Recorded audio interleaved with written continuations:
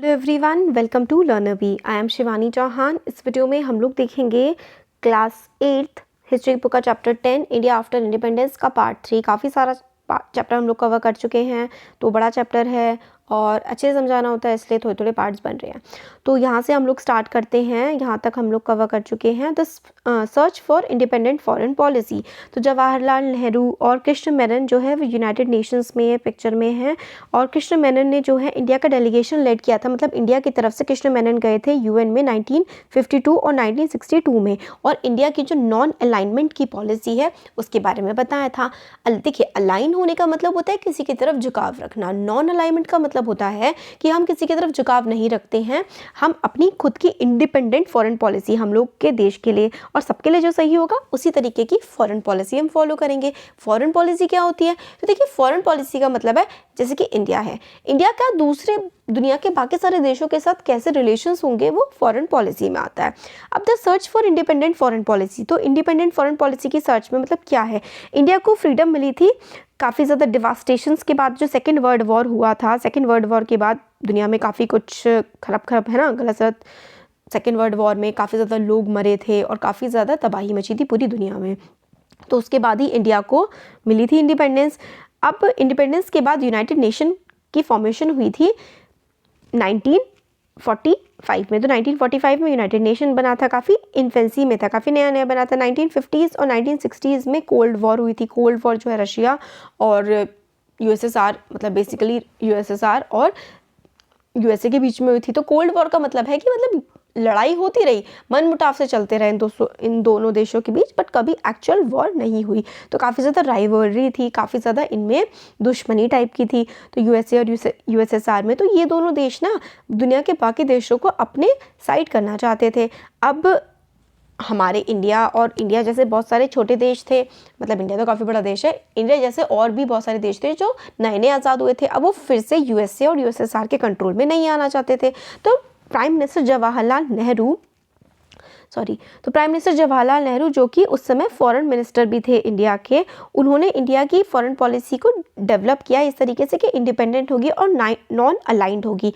तो led by Egypt, Yugoslavia, तो Egypt के जो हेड थे, यूगोस्लाविया, इंडोनेशिया, घना एंड इंडिया, इन 5 कंट्रीज़ ने मिलकर के एक नॉन अलाइनमेंट मूवमेंट स्टार्ट किया और कंट्रीज़ से कहा कि भाई आप दो जो मेजर अलाइंस बन चुके हैं यूएसएसआर और यूएसए, आप इनको ज्वाइन ना करें, बल्कि आप नॉन अलाइंड रहें, आप किसी भी और कंट्री के साथ ना हो, आप अपने देश के साथ हो, सबके भले के लिए हो।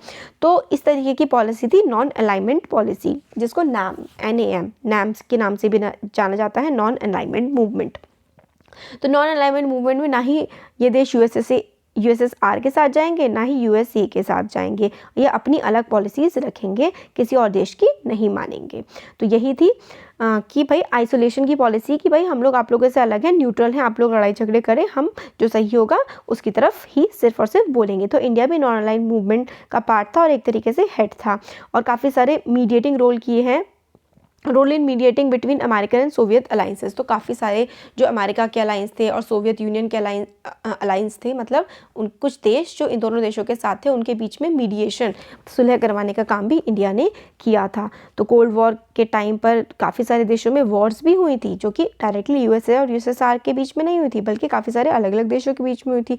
तो उन लड़ाइयों को सुलझाने का काम इंडिया ने कई बार किया था। तो देखिए, लीडर्स हैं एशिया के, अफ्रीका के, जो कि बांडुंग में इंडोनेशिया में 1955 में मिले थे। तो लगभग 29 जो नए नए इंडिपेंडेंस मिली थी ना नए स्टेट्स को, तो एफ्रो एशियन नेशंस थे जो वेस्टर्न कॉलोनाइजेशन से आज़ाद हुए थे, और अब वो मतलब नॉन अलाइनमेंट मूवमेंट इन्होंने ज्वाइन कर लिया था। अब आता है इसमें द नेशन 60 ईयर्स ऑन, तो 60 साल बाद इस देश में क्या क्या हुआ, इंडिया में क्या क्या हुआ। On 15 August 2007 India celebrated 6 years of its existence as a free nation. तो 2007, क्योंकि ये जो बुक है ये 2008 में पब्लिश हुई है, अपडेट वगैरह वैसे तो करते रहते हैं, तो अगर 2007 की बात करें तो 60 ईयर्स हो गए, और अब तो लगभग 75 ईयर्स होने जा रहे हैं हमारे देश को आज़ाद हुए। हम लोगों का फुल फ्लेज्ड कॉन्स्टिट्यूशन है, किस तरीके से हमने अपने कॉन्स्टिट्यूशन के आइडियल्स को माना है और क्या क्या किया है।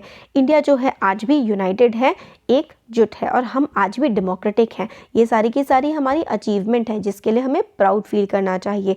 काफ़ी सारे फॉरेन ऑब्जर्वर्स रहे हैं जिन्होंने ये फील किया है कि मतलब जो लोग कहते थे कि India as a single country कभी सर्वाइव नहीं कर पाएगा और वो टूट जाएगा अलग अलग रीजन्स में, अलग अलग लिंग्विस्टिक ग्रुप्स में। तो अलग अलग रीजन मतलब ये समझते थे जैसे कि इंडिया और पाकिस्तान का डिवीजन हो गया, इसी तरीके से इंडिया भी जैसे कि नॉर्थ इंडिया, साउथ इंडिया, अलग अलग पार्ट्स में बट सकता है। काफ़ी सारे लोगों को ये भी लगता था कि इंडिया में मिलिट्री रूल आ जाएगा।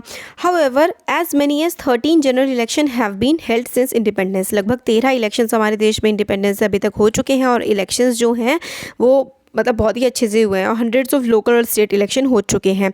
हमारे देश की प्रेस जो है वो फ्री है, जुडिशरी इंडिपेंडेंट है, लोग अलग अलग भाषाएं बोलते हैं, अलग अलग धर्मों को, अलग अलग फेथ्स को फॉलो करते हैं, फिर भी हमारा देश एकजुट है। तो ये काफ़ी बड़ी अचीवमेंट है। ऑन द अदर हैंड काफ़ी ज़्यादा डिविजन्स भी हमारे देश में परसिस्ट करते हैं despite constitutional guarantees the untouchables. मतलब कॉन्स्टिट्यूशन ने तो अनटचेबिलिटी को ख़त्म कर दिया है, मतलब कॉन्स्टिट्यूशन के अकॉर्डिंग तो नहीं है, बट फिर भी जिनको आज हम दलित कहते हैं वो काफ़ी ज़्यादा वॉयलेंस, काफ़ी ज़्यादा मतलब हिंसा फेस करते हैं, काफ़ी भेदभाव फेस करते हैं। रूरल इंडिया में उनको जो दलित जिन्हें कहते हैं टेम्पल्स में नहीं घुसने दिया जाता, पार्क्स में नहीं जाने दिया जाता है, पब्लिक प्लेसेस इस्तेमाल नहीं करने दिए जाते हैं डिस्पाइट जो सेक्युलर आइडियल्स हैं। देखिए सेक्युलर का मतलब होता है धर्मनिरपेक्ष, ऐसा देश जो किसी एक धर्म को ना मानता हो, सारे धर्मों को इक्वली मानता हो। तो सेक्युलर आइडियल्स जो हैं हमारे कॉन्स्टिट्यूशन में हैं, but there have been clashes between different religious groups in many states. काफ़ी सारे राज्यों में हम लोग देखते हैं कि जो दंगे वगैरह होते हैं धर्मों, अलग अलग धर्मों के बीच में, बट इन सबसे ऊपर उठ के above all many observers have noted the gulf between the rich and the poor has grown over the year.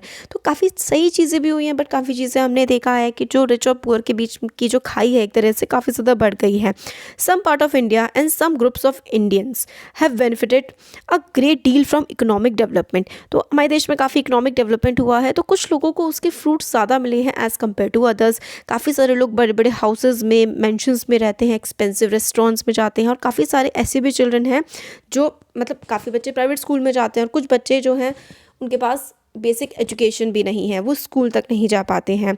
हमारे देश में काफ़ी सारे लोग जो हैं वो पॉवर्टी लाइन के नीचे रहते हैं, काफ़ी सारे अर्बन स्लम्स हैं, झोपड़पट्टी में लोग रहते हैं, काफ़ी दूर दराज के गाँव हैं जो आज भी कनेक्टेड नहीं हैं, बच्चे वहाँ पर बेसिक चीज़ें उनको नहीं मिल पा रही हैं। कॉन्स्टिट्यूशन रिकॉग्नाइज करता है हमारा इक्वालिटी बिफोर लॉ, मतलब हम लोग संविधान के सामने सब बराबर हैं, बट क्या सच में ऐसा है? रियल लाइफ में कुछ इंडियंस जो हैं वो मोर इक्वल हैं दूसरों से।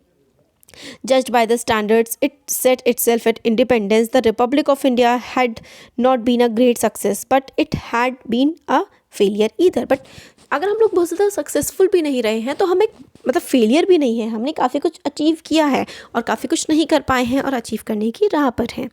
अब इसमें चैप्टर तो हमारा कंप्लीट हो गया। एल्सवेयर में आते हैं व्हाट हैपेंड इन श्रीलंका, कि भाई श्रीलंका में क्या हुआ था। 1956 में the year the states of India were recognized on the basis of language, the Parliament of Sri Lanka, the Ceylon था पहले श्रीलंका का नाम, अब श्रीलंका है, पहले सिलोन कहते थे उसे। उन्होंने 1956 में एक एक्ट लेकर के आए जिसमें सिन्हाला को एक लौती ऑफिशियल लैंग्वेज उन्होंने बना दिया। तो इंडिया में तो बहुत सारी लैंग्वेजेस हैं और 2 ऑफिशियल लैंग्वेजेस, काफ़ी सारी 21 ऑफिशियल लैंग्वेज है हमारे देश में, 21 है 22 है, सॉरी यार, है ना। तो सिन्हाला जो है उन्होंने श्रीलंका ने बना दिया कि सिर्फ और सिर्फ सिन्हाला ही वहाँ की श्रीलंका की ऑफिशियल लैंग्वेज होगी। अब सिन्हाला को ही सिर्फ और सिर्फ स्कूल में और कॉलेजेस में पढ़ाया जाएगा, मीडियम ऑफ इंस्ट्रक्शन, मतलब सिन्हाला में ही बात करके पढ़ाएंगे टीचर्स, और कोई भी एग्ज़ाम देना होगा, कोई भी कोर्ट्स होंगे, उन सब में सिन्हालीज़ लैंग्वेज का ही इस्तेमाल किया जाएगा। ये नया एक्ट जो है वो तमिल स्पीकिंग जो माइनॉरिटी थी, जो कि आइलैंड के, क्योंकि आइलैंड है श्रीलंका, एक आइलैंड का मतलब होता है वो चारों तरफ से पानी से घिरा हुआ है, तो जो नॉर्थ वाले रीजन में रहते थे श्रीलंका में लोग जो कि तमिल भाषा बोलते थे, उन्होंने इसका विरोध किया कि भाई सिन्हाली भाषा को इतनी ज़्यादा प्रिविलेज क्यों दी जा रही है। उन्होंने, एक तमिल एमपी थे जो तमिल भाषा बोलते थे कि अगर आप हमें भाषा के अधिकार से वंचित कर रहे हैं तो आप हमें सारे अधिकारों से वंचित कर रहे हैं। You are hoping for a divided Ceylon, आप चाहते हैं कि सिलोन जो श्रीलंका है वो डिवाइड हो जाए। हम आपको मतलब एक तरह से वार्निंग कही थी कि do not fear, I assure you will have a divided Ceylon. आप चाहते हैं कि अगर डिवाइडेड सिलोन हो जाए तो जो सिलोन है, जो श्रीलंका है, वो डिवाइड ही हो जाएगा।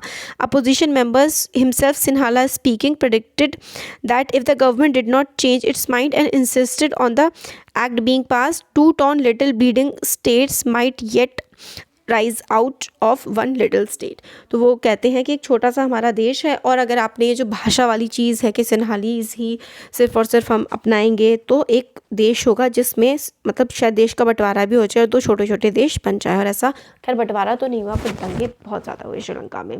कुछ सालों बाद, कुछ डिकेड्स तक, कई दशकों तक जो है सिविल वॉर रही श्रीलंका में, और whose roots lie in imposition of Sinhalese language. और ये दंगे क्यों हुए?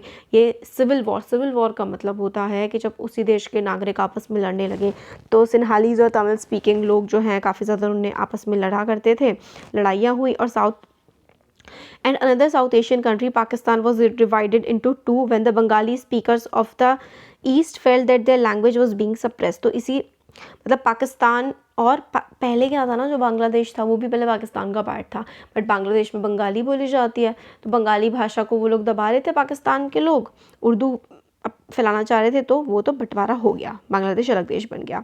अगर हिंदी को भी साउथ इंडियंस पे इम्पोज किया जाता, या फिर उर्दू को जिस तरीके से इस पाकिस्तान पे या सिन्हाली को बाकी पूरे के पूरे श्रीलंका पे इम्पोज किया गया था, क्या इंडिया में भी सिविल वॉर हो जाती और इंडिया के भी क्या मतलब टुकड़े हो सकते थे? इसका जो फियर था वो जवाहरलाल नेहरू, सरदार पटेल को था कि भाई लिंग्विस्टिक स्टेट जो हैं वो मतलब क्या होगा, बट अगर हम स्टेट्स बना देंगे ना तो शायद वो थ्रेटन ना करें इंडिया की यूनिटी को, rather they have deepen this unity. तो जो स्टेट्स का भाषा के आधार पर हम लोगों ने बंटवारा किया ना, उससे इंडिया की यूनिटी और ज़्यादा स्ट्रेंथन हुई है और ज़्यादा डीपन हुई है, कम नहीं हुई है। Once the fear of once language being suppressed had gone, the different linguistic group had been content to live as a part of larger nation called India. तो एक बार उनका जो लैंग्वेज वाला फियर था वो चला गया, तो सब लोगों ने मिलजुल के एक देश की तरह रहना सीख लिया, और अच्छे से आज हमारा देश चल रहा है। तो ये हमारा चैप्टर पूरा हो गया कंप्लीट। Thank you.